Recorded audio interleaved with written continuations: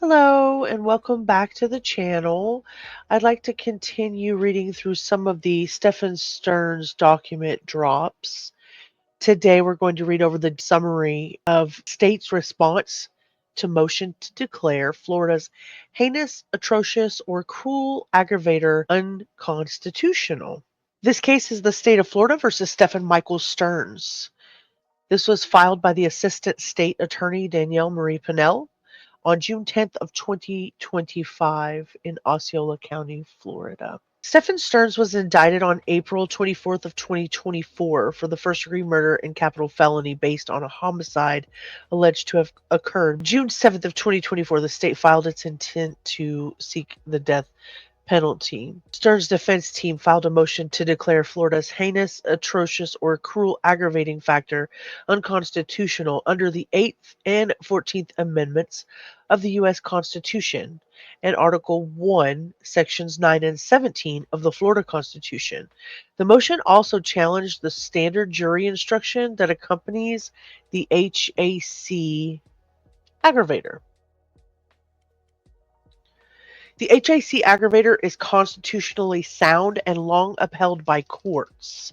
That's the state's argument to the response. The state asserts that Florida's HAC aggravator, as defined in statute and jury instruction, has consistently been upheld by the Florida Supreme Court and complies with constitutional requirements. The defense citation of Maynard versus Cartwright and Godfrey versus Georgia. These U.S. Supreme Court cases were used to argue that vague aggravating factors violate due process. The aggravators were invalid because they lacked clear standards. The state's counter, Florida's HAC statute was revised by Espinosa versus Florida in 1992 to avoid similar vagueness. Since then, Florida's revised definition has been upheld in a long line of cases. Post-Espinosa precedent supports the validity of the HAC instruction. The state cites multiple post-revision decisions to demonstrate that Florida's statute now includes explicit definitions and meaningful limitations. Hall versus State 1993. The court upheld the HAC factor because it had been properly narrowed to include only facts that were especially heinous or torturous. Randolph versus State 2003. That reaffirmed that HAC focuses on the victim's suffering and the intentional cruelty of the act. McGirth versus State and Ty, A Farm versus State. These decisions continue to affirm the clarity and constitutionality of the instruction. The state emphasizes that the current jury instruction mirrors the legal definitions provided in these precedents. 1. Heinous. It's extremely wicked or shockingly evil. 2. Atrocious. Outrageously wicked and vile. And 3. Cruel. Designed to inflict high pain with utter indifference or enjoyment. These terms are not only defined, but are backed by examples and consistent application in the case law. The defense is mischaracterizing the inconsistency in application. They claim that the HAC aggravator is applied inconsistently, more likely to be found in stabbing cases than shooting cases, and argued that this shows arbitrary enforcement.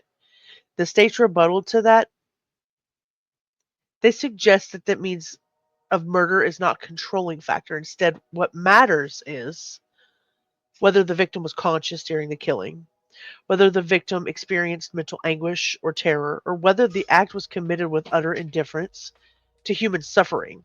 For example, a gunshot murder may not qualify as HAC if it was sudden and painless, but a prolonged stabbing or suffocation where the victim experienced significant pain and fear might qualify, even if the method differs. The state also notes that Florida courts have consistently focused on the victim's perception and the torturous nature of the act, not which weapon was used. So the state is asking the court to deny the defendant's motion in full. They argue that the HAC aggravator, as applied in Florida, is constitutionally sound under both state and federal law, well defined and consistently applied, and more appropriately directed toward extreme, torturous, or pitiless killings. In conclusion, the defense's motion relies on outdated precedent and mischaracterized both the legal standards and the way Florida courts have implemented them since the 90s. Just let me know what you think in the comments below. As always, thanks for hanging with Hio.